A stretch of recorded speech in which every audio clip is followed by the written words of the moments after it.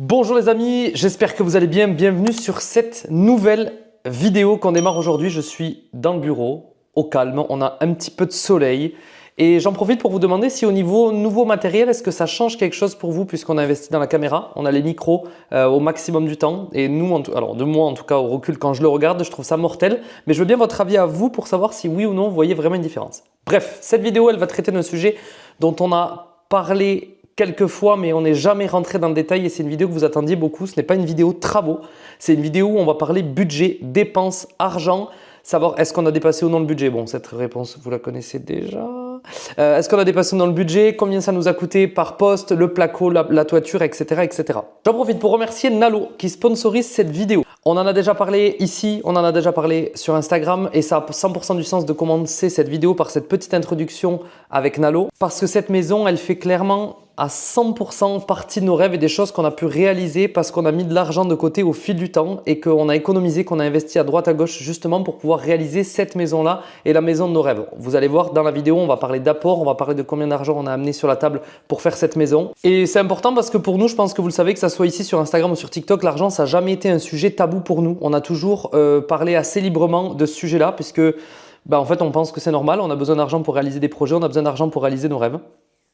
Et que malheureusement, qu'on le veuille ou non, sans argent, il y a beaucoup de choses qu'on ne peut pas faire. Nalo, pour l'histoire, ils en ont fait leur mission, c'est accompagner les Français dans leur stratégie d'investissement, qu'ils puissent réaliser leur projet de vie. Pour en parler rapidement, mais Nalo, ça existe depuis 7 ans, c'est agréé par l'AMF, un peu la police des produits d'investissement en France. Pour continuer cette introduction, Nalo m'a challengé à donner mes prochains projets de vie ou mes prochains projets de rêve et je vais vous les partager ici en intro de vidéo. Alors moi, mon prochain projet à court terme, c'est de faire mon garage et de finir mon projet garage, de commencer mon projet garage et de finir mon projet garage qu'on vous a présenté il n'y a pas longtemps. J'ai envie d'acheter aussi la voiture, une nouvelle voiture et d'arrêter la Mégane Berber, même si elle est cool, on va arrêter la Mégane Berber, donc j'ai envie de me faire plaisir avec une nouvelle voiture.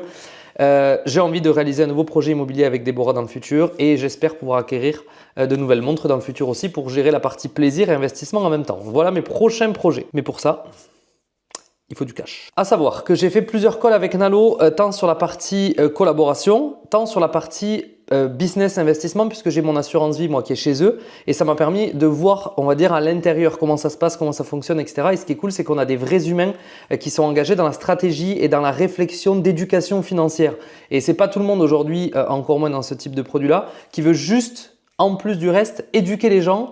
Et à savoir qu'en France, on a de très grosses lacunes sur l'éducation financière, sur la gestion de l'argent et ce sont des choses qu'on n'apprend pas à l'école et je pense qu'on devrait l'apprendre à l'école, la règle des 10% de côté et toutes ces choses-là. Bref, pour terminer sur ça, ce qui est trop cool, c'est que Nalo offre vachement de tips et de conseils sur leurs différents réseaux sociaux, que ce soit sur YouTube ou que ce soit sur Instagram. Vous pouvez d'ailleurs aller voir sur leur compte et vous abonner. Vous allez avoir plein de tips et d'astuces sur la gestion financière pour apprendre à mieux gérer ses finances personnelles. Je pense qu'on est à 100% dans le thème. Et je vous conseille de jeter un œil à la Nalo Academy, qui est en fait une formation 100% gratuite. Vous avez déjà 2 formations à l'intérieur sur les bases des finances personnelles et de l'investissement. À savoir en plus qu'il y a une nouvelle formation sur la retraite qui arrive d'ici peu. Et comment gérer l'argent au sein d'un couple, comme nous on a pu le faire avec Déborah, sachant qu'elle m'a sauvé la vie sur cette partie-là. Et c'est vachement intéressant d'aller y jeter un œil, à savoir qu'il y a déjà eu plus de 1000 téléchargements et c'est une formation qui est gratuite. Je vous mets le lien de la formation et des formations en description. Et c'était la petite intro rapide pour cette vidéo. Avec Nalo, bien évidemment, qui sponsorise cette vidéo. Vous, ça veut dire que tout le long de la vidéo, vous aurez 0 publicité puisque la vidéo était sponsorisée. Je le redis, hein, mais je l'ai dit et je le redis, sans Déborah et sans sa gestion financière de l'époque, je serais sûrement pas là en train de vous parler de cette vidéo, je serais sûrement pas là en train de vous parler des budgets et des différents projets de la Grange. Donc voilà, ça a un énorme sens de se poser aujourd'hui sur la gestion financière et les différents projets que vous pouvez avoir pour gérer ça correctement. Et donc Nalo, c'est un partenaire qui investit dans ça et ça c'est cool. Maintenant qu'on en est là, vous pouvez aller leur mettre un petit abonnement et on démarre cette vidéo officiellement pour une belle vidéo budget dans 3, 2, 1, jingle.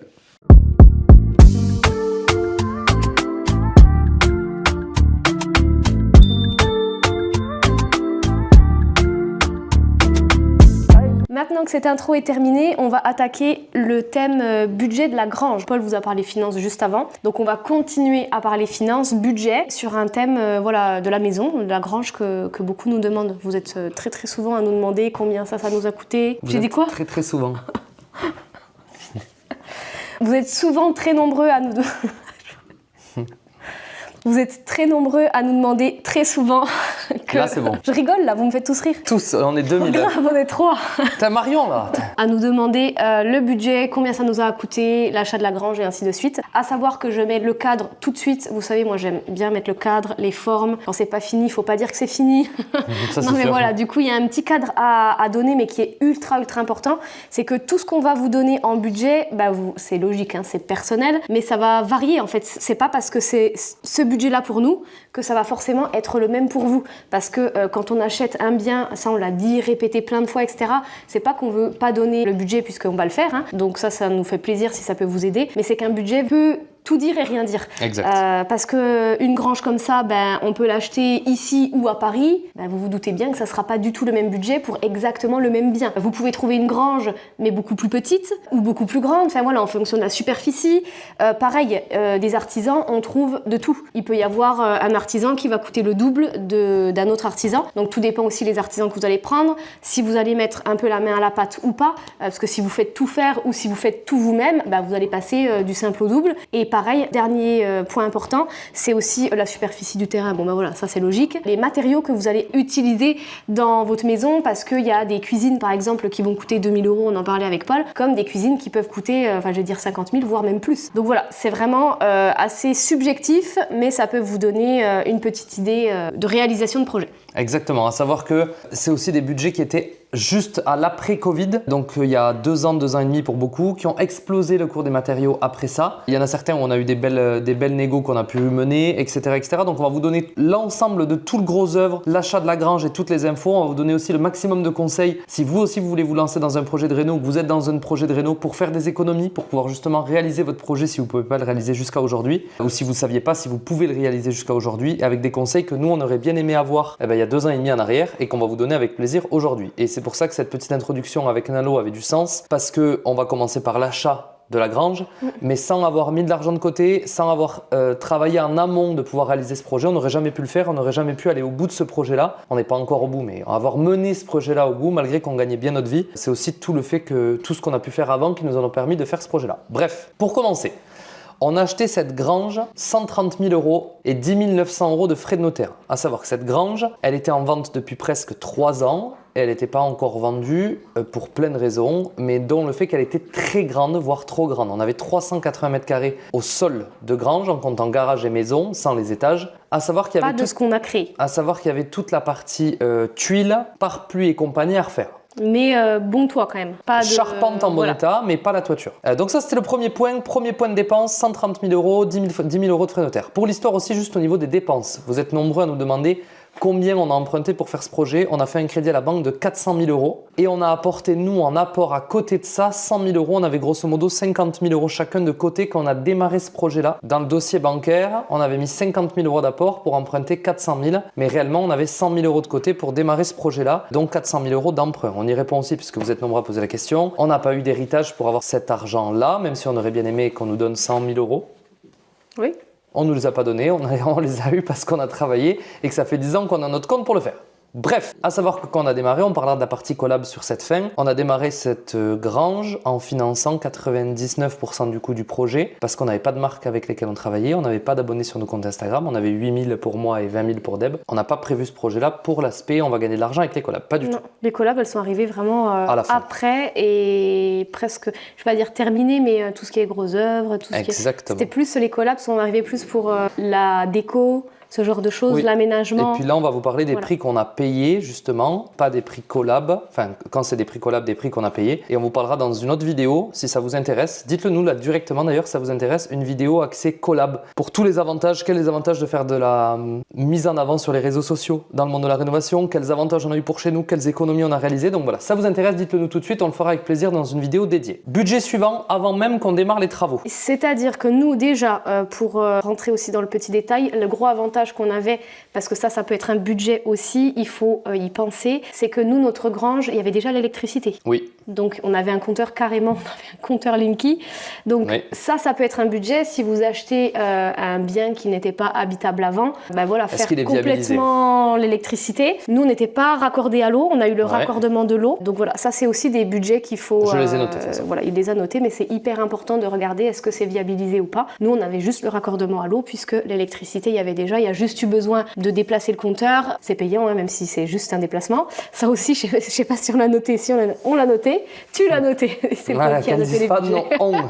Je la connais, la gonzesse. Non mais tout ce qui est chiffres, à chaque fois, nos amis le savent. À chaque fois, ils me posent des questions chiffres à moi. Je dis demande-lui parce que les chiffres, j'oublie. Je ne retiens pas. Qu'est-ce que je voulais dire? Donc ça, c'était hyper important. Donc vous avez aussi le bornage. Si votre terrain n'est pas borné, ça arrive. Faites-le vraiment parce que vous pouvez avoir après des emmerdes avec les propriétaires des autres terrains à côté ou maisons, s'il y a et ainsi de suite. Dans tous les cas, il y a parce que nous, on n'a pas forcément de voisins. On a un voisin, mais après, c'est des champs agricoles et les champs agricoles sont bien à quelqu'un. Donc même avec l'agriculteur, faut borner tout ça pour que tout soit ok. Sachant que dans un projet comme ça, mais il y a aussi plein de fois où vous avez des voisins à droite à gauche où depuis des années ils profitent d'un bout de votre terrain, vous le savez pas. Mais en fait, au cadastre, il faut que le bornage soit fait correctement. Donc première chose qu'il faut que vous fassiez en démarrant, c'est borner votre terrain avant d'acheter la maison pour être sûr que tout soit ok. Et ça nous a coûté 1 500 €. Exact. À l'époque. Deuxième chose, étude de sol. Étude de sol pour pouvoir faire la piscine et pour voir comment était le terrain. 2 000 € de plus. Ouais, et pour la piscine et tout. Voilà, exactement. Pour savoir si on pouvait plus tard faire une piscine. Oui. L'étude de sol, peut-être que tout le monde n'aura pas à la faire, c'est une question tout le monde. Si vous faites une à voir. Nous, on a fait une étude de sol. On vous conseille de faire une étude de sol. Si vous voulez faire une piscine, c'est obligatoire. Il peut y avoir étude des fondations, etc. etc. J'ai pas mis d'ailleurs. Il y a un bureau d'études qui est venu. Ça a coûté 1 000 € pour vérifier la structure de la maison parce qu'on a fait rajouter des tirants. Donc des tirants, ce sont des grosses croix métalliques parce que la maison s'ouvrait légèrement en deux. Donc on a fait venir un bureau d'études qui est venu contrôler justement toute la maison pour savoir qu'est-ce qu'il fallait faire pour être tranquille d'un point de vue structure. Et ça, c'est hyper important parce qu'il y a beaucoup d'anciennes maisons qui en ont. Souvent, les gens ils disent je savais même pas à quoi ça servait, ces croix qu'on voyait sur les maisons à l'extérieur. Et bien en fait, c'est pas de la déco ou quoi, c'est ce qu'on appelle les tirants et c'est ce qui maintient une maison et c'est sur les vieilles maisons parce que c'est les vieilles maisons qui ont tendance à force dans le temps à travailler. Donc ça, hyper important parce que si votre maison vous la faites et qu'après elle se retrouve comme ça, c'est problématique. On a déplacé notre compteur EDF qui était dans la maison, on l'a mis dans le garage, à savoir que pour vous donner une petite idée comme ça met les nerfs, la seule chose qu'il y a eu à faire c'est raccourcir le câble. Et déplacer le compteur Linky. Prendre le compteur et le déplacer, on n'a pas le droit de le faire soi-même sinon on l'aurait fait, il y en aurait eu pour 30 minutes. 700 €. C'est EDF qui doit toucher tout ça. C'est Engie je crois d'ailleurs qui doit le faire. Tout ce qui est lié à ça,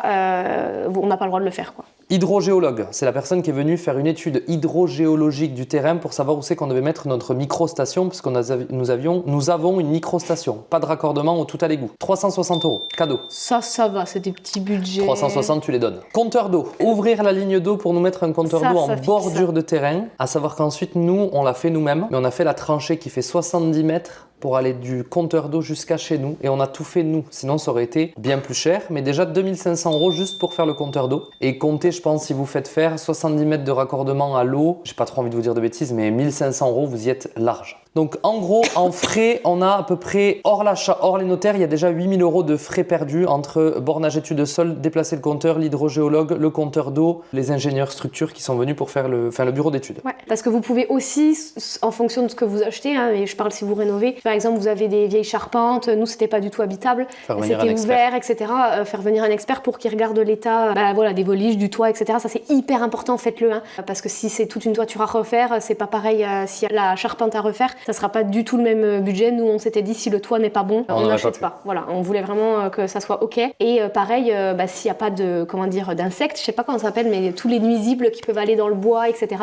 Parce que ça faut le traiter si jamais, pour pas que ça mange vos fermes et ainsi de suite si vous en avez. Si vous êtes en team réno, faites très attention à toute la partie structure et donc charpente, toit, poutres et compagnie, que tout soit en bon état ou pas, mais dans tous les cas de savoir combien ça coûte avant de se projeter. On a acheté une mini pelle pour économie énorme sur tout le chantier. Nous, c'est quelque chose que si vous avez un gros projet de réno comme ça, on va vous inviter à faire parce que quand vous y mettez 100-150 € de transport pour la pelle, aller plus retour, plus la location de la pelle, toutes les fois où vous allez en avoir besoin sur un projet comme nous. Si vous faites des choses. Vous faites, voilà, évidemment, si vous faites des choses vous-même. Nous, la pelle, on l'a payé 15 000 € avec les travaux qu'on a fait à droite à gauche dessus sur la pelle. On la revendra cette pelle d'ici peu, sensiblement le même prix que ce qu'on l'a payé au bout donc de 3 ans. Donc en fait, cette pelle, elle va nous être revenue à 0, grosso modo. Alors que imaginez tous les week-ends où on aurait dû louer cette pelle à coût de facilement 400-500 € le week-end, rien que pour faire la clôture. Tu crois qu'on serait à plus? Eh bien, en fait, on serait à plus puisque la pelle on l'achète 15, on la revend 15, elle nous coûte 0. Oui, oui, non, sur ça, donc on sera obligatoirement à 0. Plus que 0 si vous la louez. À peu près pareil. Et voilà, c'est ce que j'allais dire. Vous pouvez, nous c'était une pelle qui était un petit peu vieille quand même, mais qui nous a bien aidé. Elle a fait grave l'affaire. Mais c'est vrai que du coup,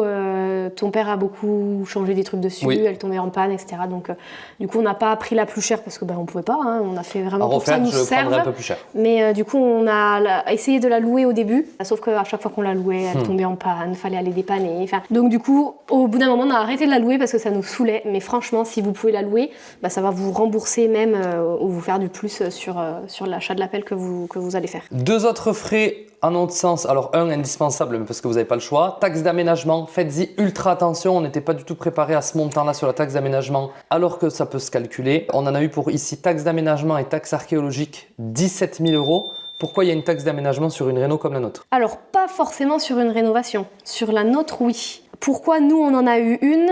Parce que c'était pas habitable. La destination a été changée. C'est-à-dire qu'on a fait un permis de construire et c'était un bien à usage agricole qu'on a dû changer. Donc, on appelle changer la destination en habitation, tout simplement. Donc, quand il y a un changement de destination et que le bien n'était pas habitable avant, que ce n'était pas une maison, et vous avez une taxe d'aménagement. Donc, quand il y a un changement de destination, c'est comme si c'était une construction. Ils ne le considèrent plus comme une rénovation. À cause de ce changement de destination, nous avons une taxe d'aménagement. C'est considéré comme une nouvelle maison. Et tout ce qui va avec. Donc, parce que c'est basé sur la surface créée, du coup, plus la piscine, plus les places de parking, etc. etc. Bref, 17 000 €, poubelle. Et faites attention aussi à ça, c'est-à-dire que si vous rénovez, parce que c'est un petit peu lié, vous pouvez avoir des aides quand vous rénovez. Donc, on parle budget, c'est important de parler d'aides. Ces aides-là, vous allez pouvoir les avoir. Nous, on était contents, on pensait qu'on allait pouvoir en avoir. En fait, pas du tout. Alors, il y a certaines aides qui sont en fonction du salaire, etc. Donc, du coup, peut-être que vous pourrez quand même en avoir, même en étant dans notre situation, à voir, parce qu'en plus, les aides évoluent. Donc, ce qui est sûr et certain et ce qui ne bougera, je pense pas d'ici là, c'est que les aides pour la rénovation, les primes rénov, etc., tout ça, il faut que ce soit considéré, encore une fois, comme une rénovation. Et si vous avez un changement de destination avec un permis de construire, enfin voilà, que c'est considéré comme une construction avec un changement de destination, vous n'avez pas d'aide puisque c'est considéré comme une construction et pas une rénovation. Donc faites attention à ça, parce qu'il y a beaucoup de gens qui pensent avoir des aides. Mais non. Mais non, voilà. Même si c'est une rénovation, si le bien n'était pas une maison, c'est raté. Exact. Et dernier point budget, on va dire sur le démarrage du projet où on n'a pas encore commencé à démarrer. Nous, on a été accompagné par un architecte que vous avez déjà vu passer. Donc nous, on a démarré avec Robin au tout début où lui démarrait de House Real Time. Donc au début où c'était une petite boîte aussi où il était tout seul. Et on a pris donc la partie maîtrise d'œuvre et la partie plan, enfin dépôt du permis de construire, et ça a coûté 27 000 €. Donc là, on est grosso modo à 200 000 € au démarrage sans avoir commencé à faire de travaux encore. Mais au moins, ça vous donne déjà une idée de base. Et là, on était à l'abri des surprises. Ouais. Façon de parler. C'est pour ça qu'on a pris aussi un architecte parce que certes, c'est un budget. C'était notre premier projet. On n'avait jamais fait de réno, jamais rien dans ça, quoi. Et forcément, on avait envie quand même d'être rassuré, d'être accompagné, bien apprendre et bien connaître les choses et avoir un bon déroulement. Exact. Mais à savoir que la taxe d'aménagement, on vous l'a mis là, Paul vous l'a mis dans le début, mais c'est pas quelque chose que vous payez au début, mais justement, c'est bien qu'il l'ait mis là pour que, en prévention, parce que c'est à la fin des travaux. C'est en fait un an après la validation du permis de construire, vous payez la moitié. Ouais. Un an et donc 2 ans après la validation du permis de construire, vous payez l'autre moitié. C'est divisé en deux. Si le montant est supérieur à, je sais plus le montant, pas beaucoup, je crois. Mais sinon vous la payez en une fois si c'est pas un gros montant. Et après, si c'est un gros montant et qu'en 2 fois c'est aussi trop pour vous, vous pouvez faire une demande pour qu'il l'échelonne, je crois, en 10 fois la première année et 10 fois Je sais pas.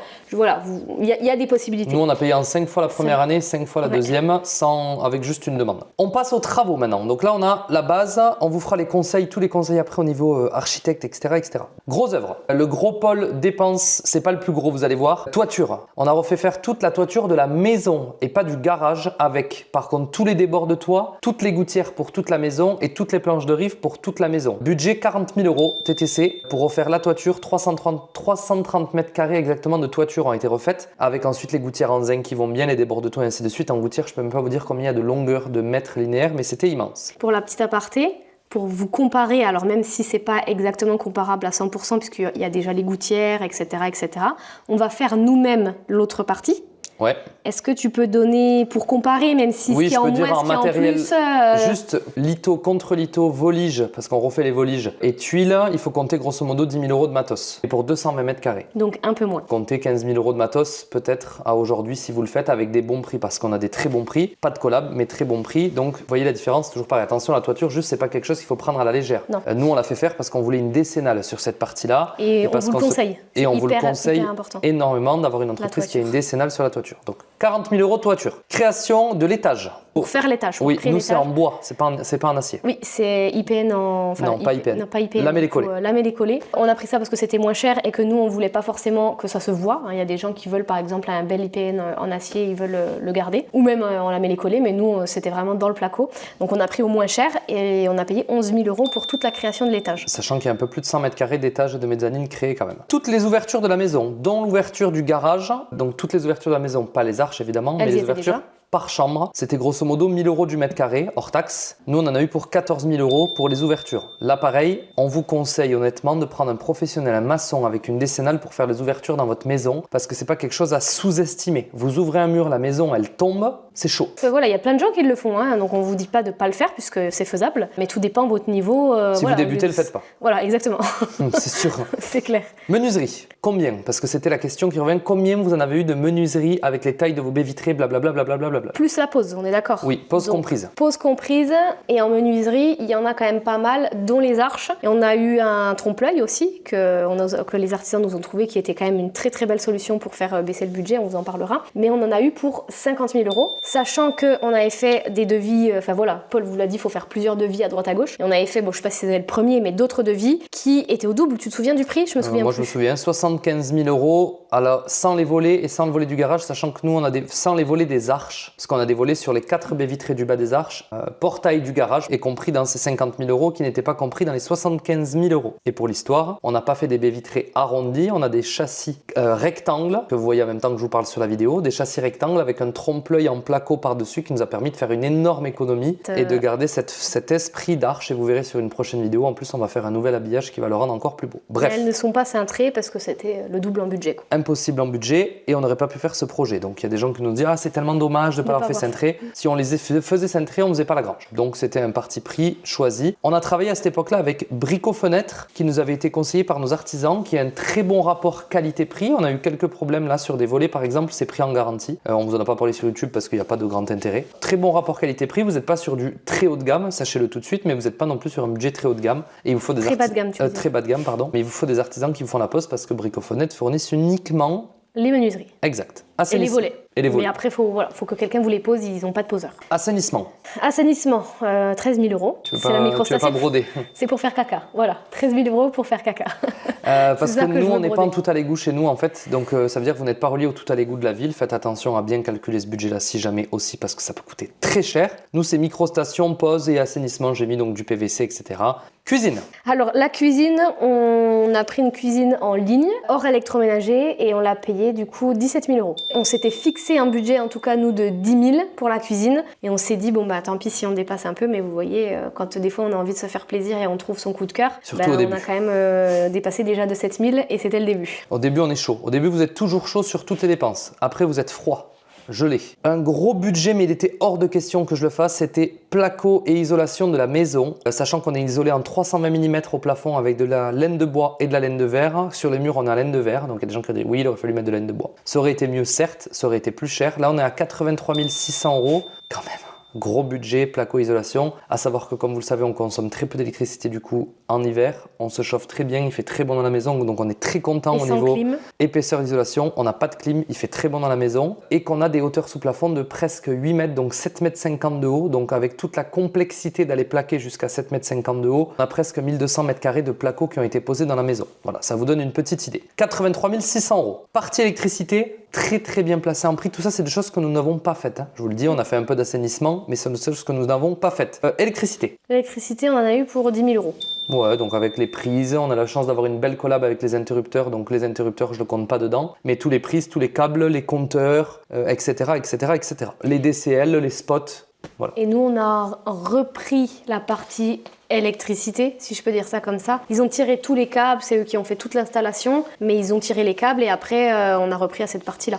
On a installé les prises, les interrupteurs. Et c'est une belle économie. Et c'est quand même une belle économie. Parce que je crois qu'ils facturaient, je peux vous le dire, pour eux, après ça dépend des boîtes, c'était il y a 2 ans et demi, une fois de plus on remet le cadre, je crois que c'était 50 € l'installation de la prise avec la prise comprise à l'intérieur. Donc si vous achetez une prise 10-12 € et que par exemple votre poseur est à 50 € ou 40 €, vous faites vite une économie de 30 € par prise. Si vous savez en faire une, vous savez toutes les faire. Sauf que quand vous avez 50 prises dans la maison multipliées par 30 €, ça fait beaucoup d'argent. Et donc c'est des petites économies que vous pouvez faire assez facilement. Pompe à chaleur, plancher chauffant, on vous donne le prix, mais il n'a pas de sens pour la simple et bonne raison qu'on a eu un prix de malade mental par un copain qui travaille dans une boîte pour la pompe à chaleur. On a une pompe à chaleur de ouf. Avec le plancher chauffant, la pompe à chaleur et toute la pose, etc., on est à 22 000 € pour chauffer toute la maison. Et c'est une pompe à chaleur qui est une RO et qui fait aussi l'eau chaude, plus le chauffage, plus le plancher chauffant. Donc c'est imbattable en prix, 22 000 € pour une surface comme on a. Mais au moins on vous le donne. Avec de la bonne négo ou des bons contacts ou des trucs comme ça, c'est des choses que vous pouvez faire. On n'est pas sur de la collab, on vous le dirait sinon. On est vraiment sur de la bonne négo de malade mental même. Peinture. La peinture, du coup,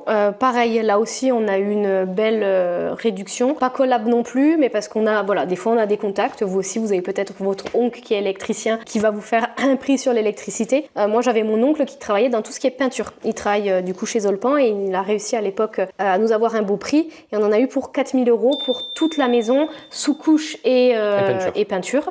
Donc on a tout fait blanc au début pour que ça aille vite et qu'on puisse y aménager. Et après on a mis notre patte petit à petit en y habitant et en modifiant quelques couleurs et en y rapportant un petit peu de chaleur. Donc voilà, je trouvais que c'était quand même pas mal. À savoir que la peinture, on ne compte pas évidemment, c'est un pote qui est venu nous faire la peinture, donc on ne compte pas là-dedans et qu'on ne compte pas toutes les peintures qu'on a fait maintenant au fur et à mesure de rajout des pots de peinture à droite à gauche. Le parking arrière, les gabions, l'aménagement du parking, le terrassement, il y avait eu 5 jours de terrassement avec la pose des drains, on avait pris quelqu'un. Les gabions, c'est nous qui avons fait, mais du coup, parking plus les gabions qu'on avait fait nous, plus les cailloux en 0,20, donc je dis l'ancien parking, hein, je parle pas de maintenant avec tous les éclairages, la dalle et tout, 10 000 €.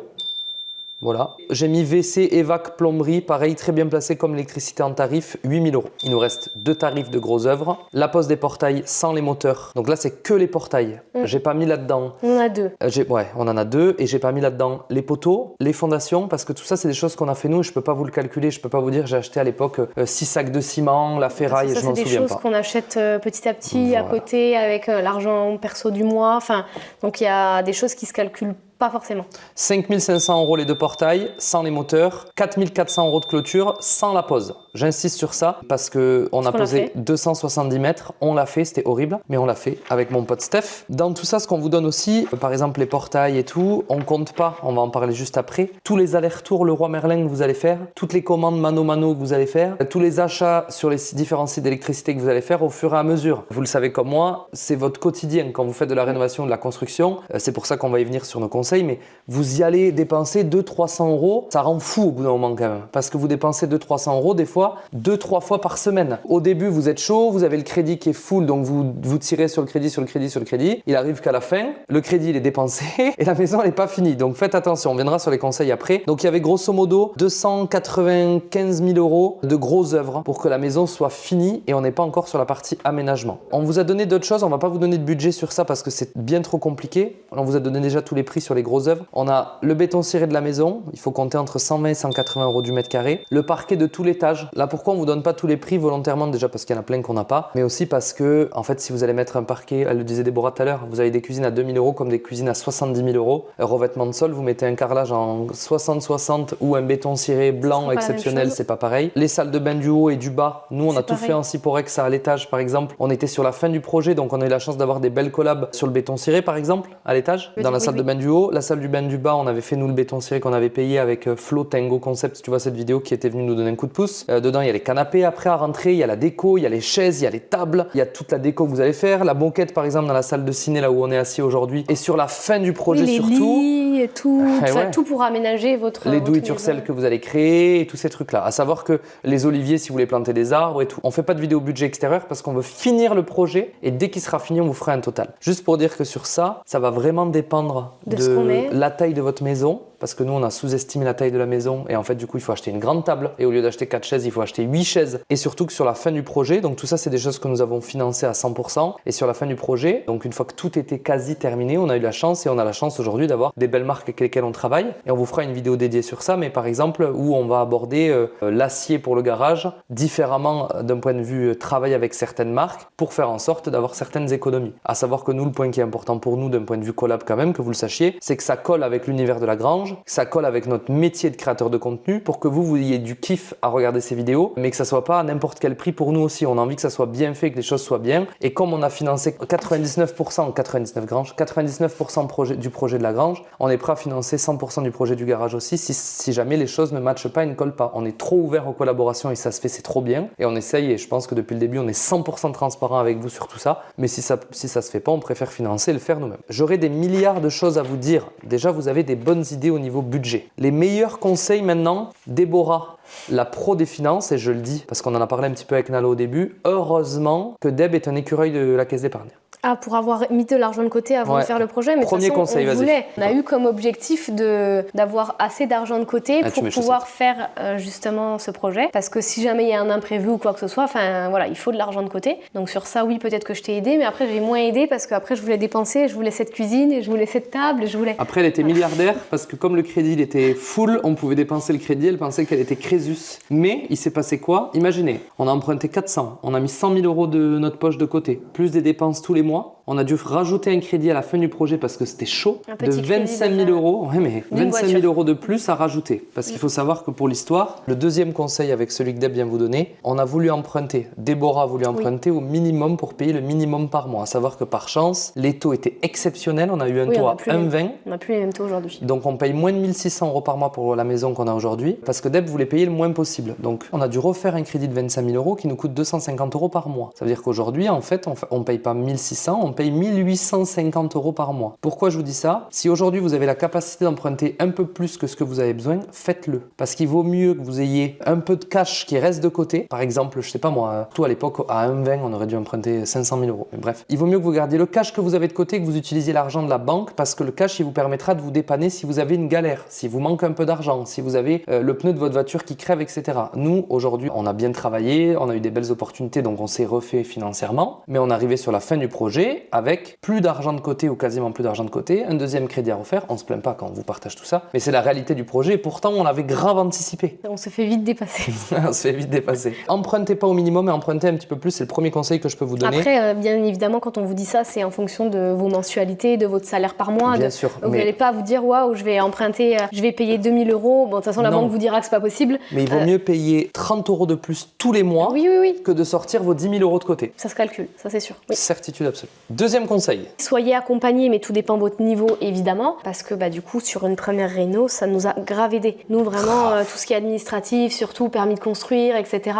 Il a été accepté du premier coup, mais s'il fallait faire un permis de construire, ainsi de suite. C'est vrai que nous, on l'a pas mal vécu cette réno, même si des fois c'était fatigant ou quoi que ce soit. Oui, même mais si des fois on sait pas forcément. Oui, mais bon, c'est rien du tout. Il y a des couples, des fois, ils en peuvent vraiment plus parce qu'ils font tout et du coup, on fait tous en fonction de son budget. Il y a des personnes qui vont devoir tout faire parce qu'ils n'ont pas la possibilité de faire autrement et ils vont faire leur réno sur 5 ans et je leur tire mon chapeau parce que c'est beaucoup plus de travail. Mais quand on peut être accompagné, qu'on a pris le parti pris, si je peux dire ça comme ça, de prendre quelqu'un. Faire une impasse sur certaines choses dans notre budget et faire certaines choses nous-mêmes. Ouais, pour pouvoir prendre quelqu'un qui nous accompagne sur toute cette démarche-là parce qu'on n'y connaissait rien. Sur la petite histoire, juste au niveau des travaux, du coup, on a fait faire quasiment tout le gros œuvre dedans. On a fait tout l'extérieur, mais tout le gros œuvre dedans.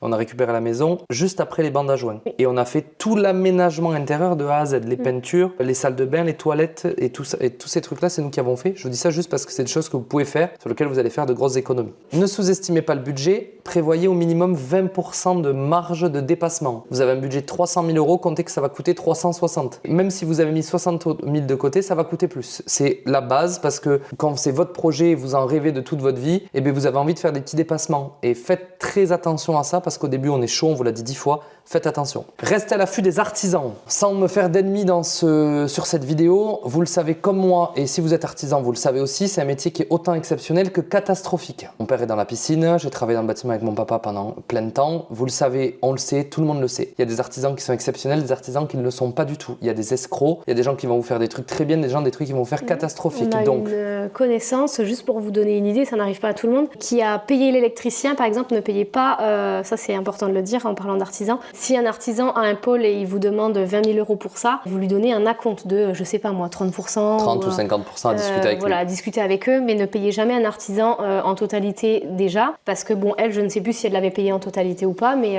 l'électricien n'est jamais venu. Donc Voilà. ce sont malheureusement des choses qui arrivent. On peut tomber sur des bonnes comme des mauvaises personnes. Nous, je tiens à le dire, sans les artisans quand même qu'on a eu, on n'aurait jamais pu réaliser ce projet, donc on les remercie. Et ils ont très bien travaillé sur le gros œuvre, l'isolation, le placo, mais ça arrive, voilà, de tomber sur des artisans qui font pas bien le travail. Voilà, il peut y avoir des malfaçons, il peut y avoir des choses qui sont pas bien faites. Nous, on en a eu aussi.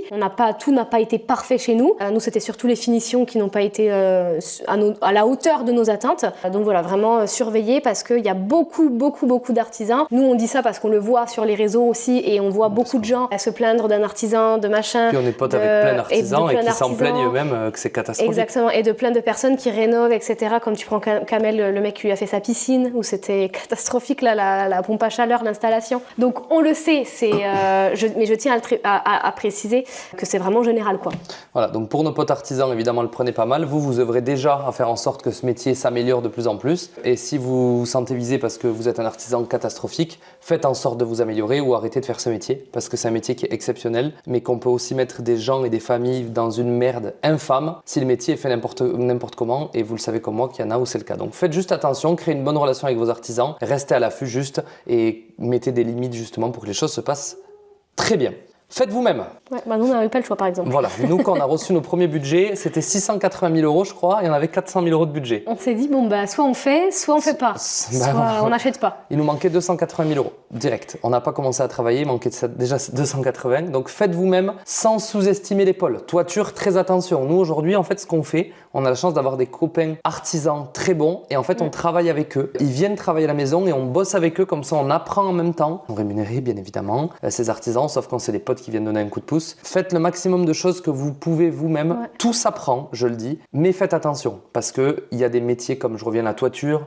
C'est surtout qu'en plus la toiture, déjà, ça peut être dangereux parce qu'on peut tomber et on est à l'abri de rien. Ça arrive même à des artisans qui ont des accidents, des professionnels. Mais de deux, c'est, on vous le disait, la décennale. Pourquoi ? Parce que si par exemple demain votre toit est mal fait et vous avez, il pleut et vous avez une infiltration d'eau et ça pleut chez vous à l'intérieur, si c'est quelqu'un qui l'a fait un artisan avec une décennale, vous êtes couvert par vos assurances pour prendre en compte. Par son assurance même. Voilà, mais par les assurances, quoi. Si par contre vous l'avez fait vous-même, et ben vous l'avez, désolé du terme, mais je vais pas le dire. Mais après, je sais pas si tu as complètement dans le baba, mais en tout cas, l'assurance, elle va dire, les gars. Vous l'avez fait vous-même. Enfin voilà, c'est. Donc moi, je sais que le toit, là, on le fait sur le garage, mais à la rigueur, c'est la partie garage, c'est pas la partie habitation, et on prend des il y a un charpentier. Donc c'est quand même important de le ressouligner. Voilà, vous n'êtes pas artisan, voilà, je veux juste le dire, c'est-à-dire qu'artisan est un métier, un beau métier. Mais il y a des gens qui font leur métier de A à Z tout seuls aussi et qui s'en sortent très bien. Juste faites attention parce que ça reste un métier, comme boucher est un métier, comme voilà. Mais tout s'apprend, tu l'as dit. Exactement. Ensuite, Paul a écrit ne pas aller trop vite. Tu t'en rends compte ou pas ? Je m'en rends compte parce que je sais que j'ai voulu aller vite sur plein de choses et toi aussi, ma grande. Moins, oui, pour aménager, etc. Tout ça. Mais qui ? Je donne c'est toi qui me ralentissais. C'est bien. Tu étais lente, tu étais un boulet accroché à ma cheville. Non, mais c'est vrai, ça c'est hyper important. J'ai encore des traces là de ma chaussette Velux, c'est d'elle ça. Paul, tu voulais te dépêcher toi pour faire certaines choses, pour aménager une pièce, etc., etc. Et je lui disais non, ne te précipite pas. Moi j'ai le temps. Non, mais j'ai besoin de temps pour décider le parquet, ne pas me tromper, choisir, prendre le temps, etc. Et lui, il voulait vraiment aller vite. Donc je suis d'accord, ne pas aller trop vite. Merci de l'avouer. Voilà, je l'avoue. 2 autres conseils. Toi, tu le feras celui-là. Tiens, vas-y. Et du coup, de se lancer aussi sur les réseaux sociaux parce que ça peut vous apporter beaucoup dans votre réno. Peut-être pas au début, mais en tout cas, ça peut vous apporter beaucoup. Et nous, ça nous a grave aidé à partir du moment où on a commencé à faire la déco, l'aménagement, par exemple la literie, même dans la salle de bain, etc. Des sols et tout ça. Donc, du coup, à partir du moment où vous commencez l'aménagement d'intérieur, ça nous a grave donné un coup de pouce. Peut-être que ça vous aidera avant parce qu'il y a des personnes qui percent sur les réseaux sociaux vraiment dès le début et c'est trop cool. cool, mais ça peut vraiment être un gros coup de pouce et un moteur pour votre rénovation. Il y a peut-être des choses que vous n'allez pas pouvoir faire, que vous allez enlever de votre budget, qui au final, grâce aux réseaux sociaux, vous allez pouvoir au final les faire, ou des choses qui n'étaient pas prévues mais que c'était votre rêve, mais c'était pas du tout dans votre budget, donc vous l'avez jamais mis. Là, vous avez l'opportunité de le faire, donc moi je trouve ça cool parce que faut pas cracher dans la soupe, comme on dit. Et puis aujourd'hui, il faut quand même le dire, en plus de nos activités à côté sur la formation, etc., les réseaux sociaux, c'est notre métier. Et c'est grâce à ce projet-là, parce qu'on s'est lancé sur les réseaux en parallèle, ça faisait 10 ans qu'on y était, mais qui nous a fait décoller. Et aujourd'hui, on a quand même le plus beau métier du monde, c'est-à-dire qu'on rénove chez nous et on est rémunéré pour le faire. Et ça, c'est une chance qui est extraordinaire, on en est conscient tous les jours. C'est aussi pour ça qu'on choisit tout le temps les collaborations avec lesquelles on travaille, etc. À savoir que, croyez-nous, on en refuse je ne sais combien, parce qu'on n'a pas envie de vous vendre des trucs bizarres de VPN ou je sais pas quoi sur des vidéos YouTube qui n'ont pas de sens ici. Et pourtant, on pourrait le faire parce qu'il y a des contrats qui, quand on les refuse, on se dit waouh, il faut être chaud quand même. Mais voilà, pour notre éthique et notre envie, on a envie de continuer dans ce sens-là. Et nous, aussi, on adore, on trouve ça trop cool. Et nous, on s'éclate à 2000%. Donc imaginez que vous pouviez demain rénover votre appartement, votre maison et que ça puisse devenir un complément de revenu pour vous, en plus des belles opportunités qu'il y a, c'est de la bombe. Le dernier conseil qu'on va vous donner, c'est de rejoindre notre club. On a le club Chantier Bavard qu'on a créé, le compte Instagram, vous avez les infos dans la bio et en même temps que je vous parle, ça s'affiche. C'est un club qui va réunir tous les amoureux de la rénovation, de la construction et du bâtiment pour faire en sorte justement de créer une communauté autour de ça, de l'entraide, de l'échange, des vidéos tutos. Il y a déjà des événements qui ont lieu, on fait ce qu'on appelle des chantiers bavards, donc on se rencontre, on boit un coup, on échange, on discute autour de tout ça, on crée du réseau, mais il y aura aussi plein de choses qui vont arriver, vous le verrez, avec des groupements d'achat, des ateliers de travaux, des remises négociées justement pour que vous puissiez vous aussi avoir des réductions qu'on ne peut pas forcément avoir quand on se lance dans la rénovation et qu'on est un particulier. Et on veut permettre à certains particuliers comme professionnels d'avoir des belles remises, des belles réductions, des beaux groupements d'achat sur certains produits, des tutoriels pour comment installer une prise, comment terrasser, comment faire une fondation de portail, pour aider des gens comme nous on aurait aimé être aidés. Des échanges de chantier aussi. Des échanges de chantier, vous avez besoin de main d'œuvre. Voilà, vous avez besoin de main d'œuvre. Et bien il y a des potes, il y a des gens qui peuvent venir.